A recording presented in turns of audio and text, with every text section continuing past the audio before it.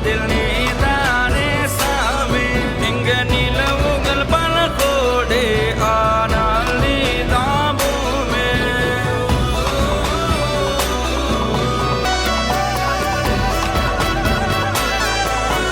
சுற்றமும் உற்றமும் யாருமே இன்றி வாழ்ந்திடும் வீட்டினில் தெய்வம் இல்லை.